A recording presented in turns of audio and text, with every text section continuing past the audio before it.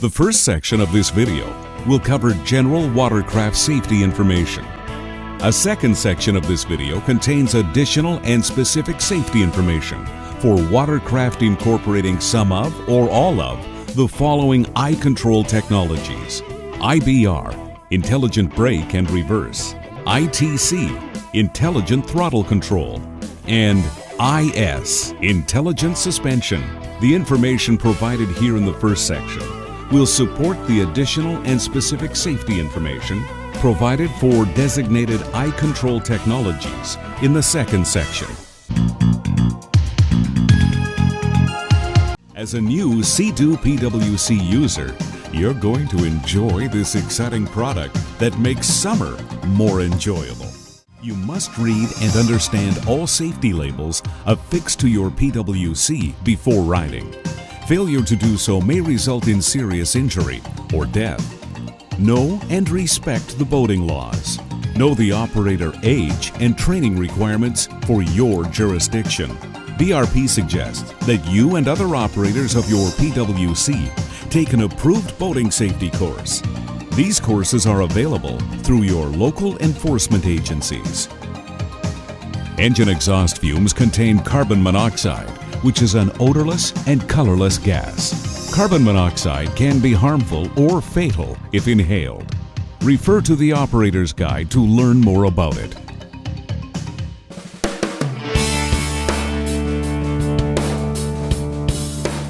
Riding on the water with your PWC poses certain risks like any other type of vehicle. That's why it's very important to have the skills and knowledge to be totally in control of your watercraft at all times. It's also critical to understand its operating characteristics and limitations. Before heading out for the first ride, you should practice in a controlled, low-risk environment so that you can become familiar with your watercraft's behavior by doing the practice exercises shown in the guide. We'll revisit this in more detail later in this video.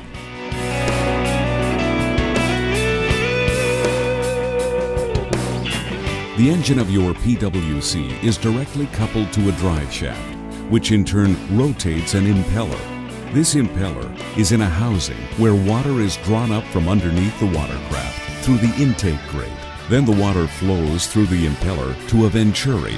The venturi accelerates the water and produces thrust to move the PWC.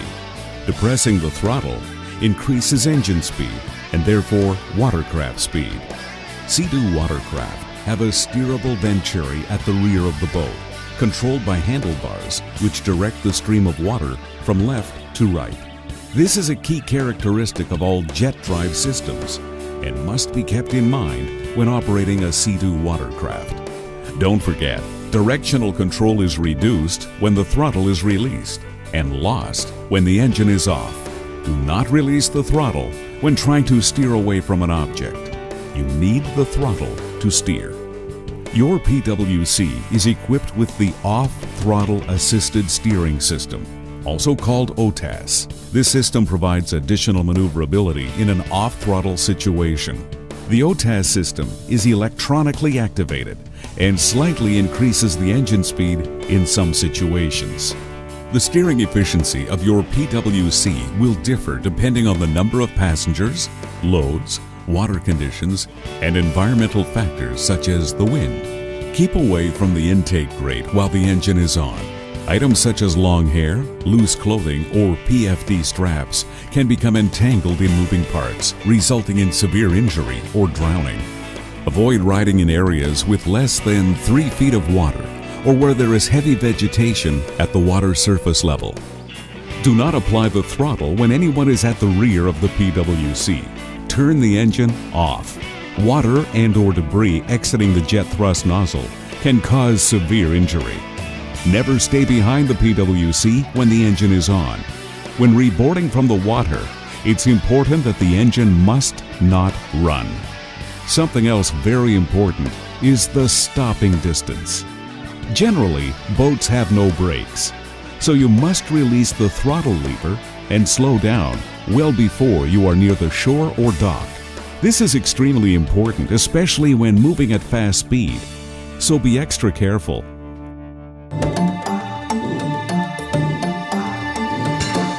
Collisions are unfortunate events which result in more injuries and deaths than any other type of accidents for watercraft. As an operator, put all the chances on your side. Behave in a manner to avoid collisions. In this chapter, we will provide you with information about collision avoidance. Scan constantly for people, objects, and other watercraft. Be alert for conditions that limit your visibility or block your vision of others. Operate defensively at safe speed and keep a safe distance away from people, objects, and other watercraft. Do not follow directly behind other watercraft.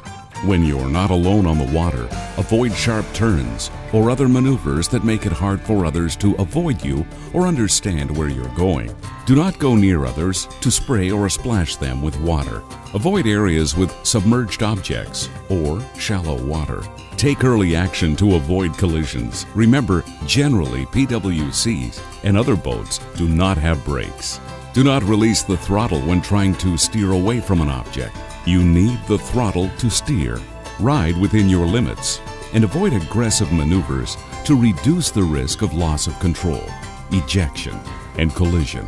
Do not attempt maneuvers that may be risky for you, your passengers, or bystanders. This is a high-performance watercraft, not a toy. Sharp turns or jumping wakes or waves can increase the risk of back, spinal injury, paralysis, facial injuries, and broken legs, ankles, and other bones. Do not jump wake or waves. You may not see a boat or person being towed by it. When crossing waves or in choppy water, the operator and passengers can take a partial up position to absorb the shock. Know and follow all local, state, provincial, and federal laws. Ignorance of the law is not an excuse. It is your responsibility to get informed. Observe and obey all posted speed limit signs and navigation markers. Let's look at the right-of-way rules, which are probably the most important rules of navigation. In all situations, use common sense. A more maneuverable boat should stay out of the way of less maneuverable craft. Sailboats, windsurfers, canoes, and other manually powered boats have the right-of-way over personal watercraft because they're not as easy or as quick to maneuver. Then, when meeting head-on or traveling on the same path as another boat, neither boat has the right-of-way. Both should steer to the right. When crossing the path of another boat, the boat on the right has the right-of-way. The other boat steers clear, altering its course to the right and crossing behind the right-of-way boat. The yielding boat should do everything possible to avoid the crossing boat, including slowing, stopping, or reversing.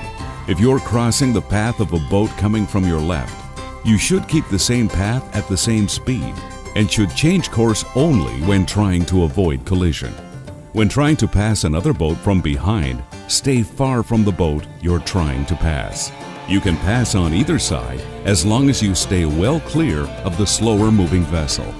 However, in all situations, if a collision is imminent, you must take another course of action to try to avoid the collision. Try to let the other boater know what you're doing and make your move decisively. Remember, just because you know these rules, it doesn't mean that other boaters are as well versed. Defensive driving is key to safe boating, so always give yourself time to react, no matter what the situation. You wouldn't hand someone the keys to your car unless you were sure they knew how to drive. Well, the same rule needs to be applied to boating. Your watercraft is your responsibility. No matter who's operating it, it's your responsibility to make sure users are familiar with all safety information. So make sure they know before they go. Respect the capacity of your watercraft regarding the weight and persons limits that are posted. All persons must wear an approved personal flotation device, PFD, that fits them properly. For better protection, PFDs must be correctly adjusted and have the right weight rating. Wear protective clothing. Severe internal injuries can occur if water is forced into body cavities as a result of falling into the water or being near the jet thrust nozzle. Let's take a look at the primary controls found on your PWC. 1. The handlebar. During forward operation, turning the handlebar to the right steers the watercraft to the right and inversely. Don't forget, directional control is reduced when the throttle is released and lost when the engine is off. 2. The engine start-stop button. The engine start-stop button is located on the left-hand handlebar. Press once to power up the electrical system and press again to start the engine. Press again to shut down the engine. 3. Engine cutoff switch. This switch is located near the handlebar, depending on the model, to allow engine starting. The tether cord cap, also called a key, must be securely snapped onto the engine cutoff switch. Of course, the other end of the tether cord must be attached to the operator's personal flotation device or wrist strap. Keep it free from the handlebars so that the engine shuts off if the operator falls off.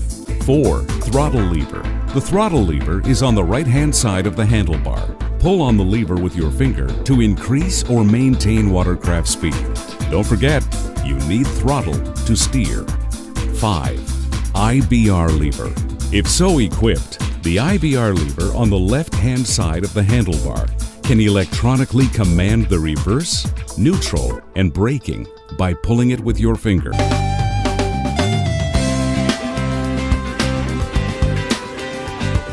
In case of capsizing, to return the watercraft upright, ensure the engine is off and the safety lanyard is not on its post.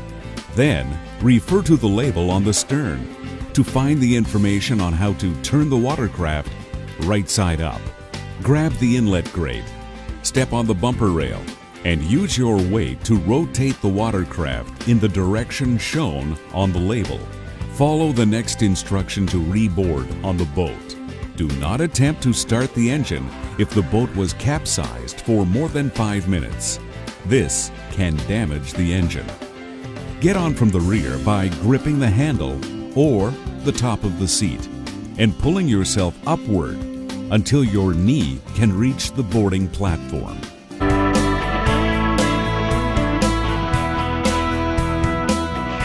When starting your engine, the reverse gate moves into the neutral thrust position automatically. To engage forward momentum, simply tap on the throttle lever. To engage reverse movement, squeeze the IBR lever on the left side of the handlebar. Although most watercraft have no means of braking, as commonly referred to with land-based vehicles, advanced technologies now permit us to offer models that are equipped with a braking system called IBR. This system uses the reverse gate to control the direction of a calibrated amount of jet thrust, which provides a braking mode that actively reduces the forward velocity, or a reverse mode, which induces a rearward movement to the watercraft. When pulling on the IBR control lever, while the watercraft has some forward speed, the braking mode will engage and generate a deceleration proportional to the exerted force on the IBR lever.